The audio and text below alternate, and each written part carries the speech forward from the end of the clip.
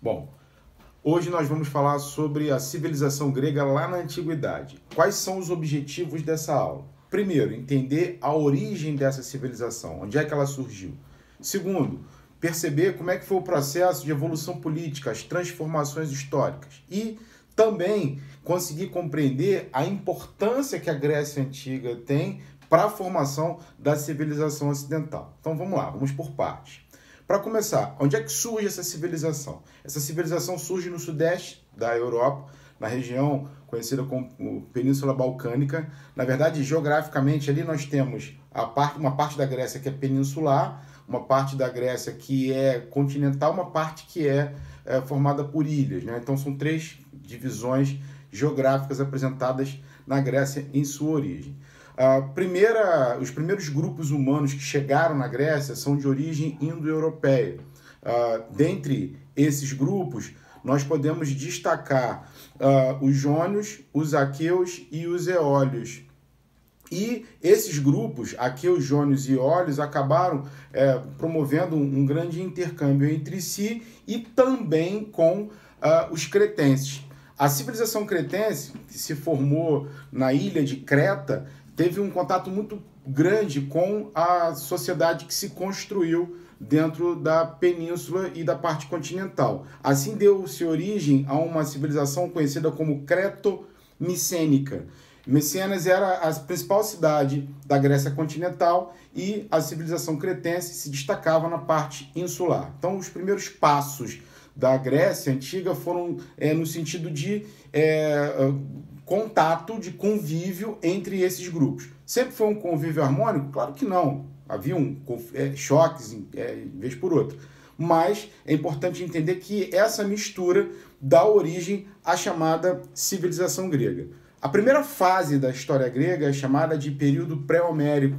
Esse período pré-homérico, que é o período da ocupação, da chegada de aqueus, de jônios, de eólios, que se misturam com cretenses, dando origem à civilização creto-micênica, vai ser marcada pelo desenvolvimento do comércio e pela urbanização. Agora, esse momento histórico que durou do século XX a.C. até o século XII a.C. aproximadamente, se encerra com a chegada de um outro grupo de origem indo-europeia. Que grupo é esse? Os dórios. Quando os dórios chegam, promovem a chamada primeira diáspora grega. O que é a primeira diáspora grega? É a fuga, é a dispersão dos grupos de origem indo-europeia que tinham formado a civilização micênica para o interior. Tá? Então vamos entender de novo. Primeira diáspora grega. Diáspora quer dizer dispersão. Os dórios invadem e esses grupos, né? essas cidades, elas vão se desfazendo e a população migra para o interior. Bom, então vamos lá. Resumindo esse primeiro momento. O período pré-homérico é caracterizado pela chegada desses grupos de origem indo-europeia, interagem entre si, fundam cidades. É uma sociedade urbana e comercial. Aí vem a invasão dos dórios. Quando os dórios promovem a invasão, qual é a consequência? Primeira diáspora grega. Essa primeira diáspora grega que nada mais é do que a dispersão do povo grego pelo interior. Ou seja, a ruralização é a consequência da primeira diáspora grega. Ela vai ser promovida pela invasão dos dórios.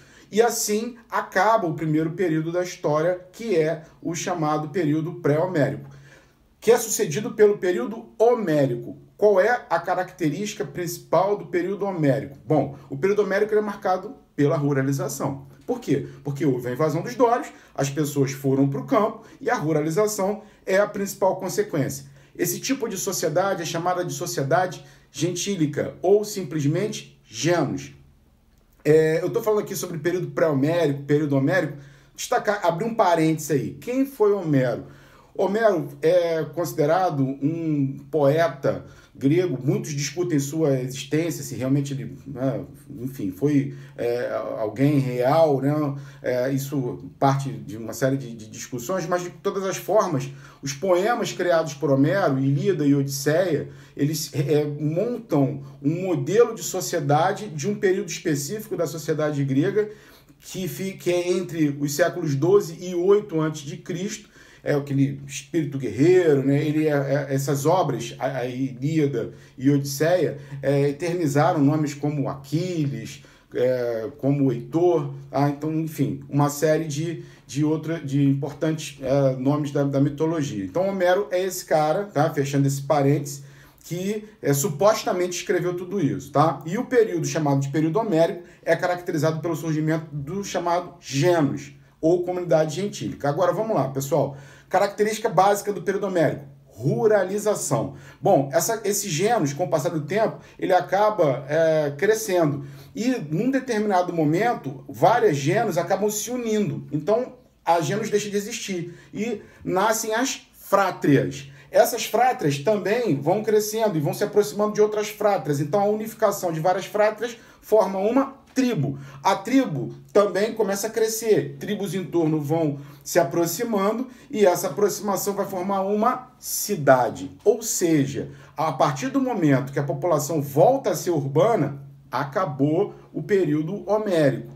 Esse período é caracterizado pela ruralização. Conforme cresce a população, a gênus vira frátria, a frátria vira a tribo vira cidade, isso significa que as pessoas estão vivendo muito próximas novamente. Outro ponto importante do período homérico é o surgimento dos chamados eupátridas. Então, aqui nesse período, nós já temos uma divisão social muito visível. Nós vamos ter pessoas que começam a concentrar terras, tá? Bom, então vamos lá. Se o período pré-homérico foi caracterizado pela urbanização e ele acaba com a primeira diáspora grega que promove a ruralização, o período homérico, que é marcado pela ruralização, termina quando nascem as cidades-estados. E aí, nesse momento, vem o terceiro momento da história da Grécia Antiga, que é o período arcaico, entre os séculos 8 e 6 a.C.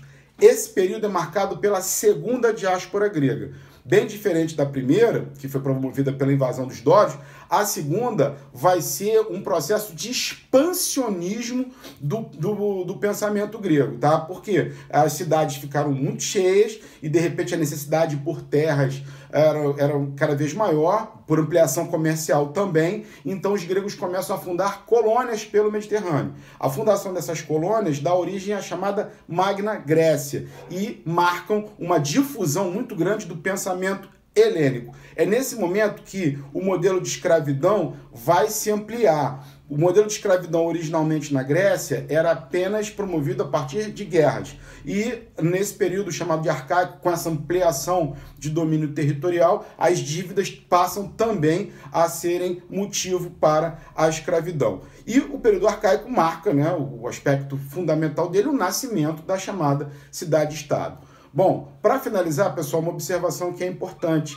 O termo grego, né, a forma como nós nos referimos a esses povos que vivem lá, ou que viveram na antiguidade, lá na Península Balcânica, é um termo usado pelos romanos. As pessoas que viviam lá e que eram chamadas pelos romanos de gregos se autodenominavam helenos, e aquela região eles chamavam de Hélade, tá ok? Então essa é a primeira parte da aula sobre a Grécia na antiguidade.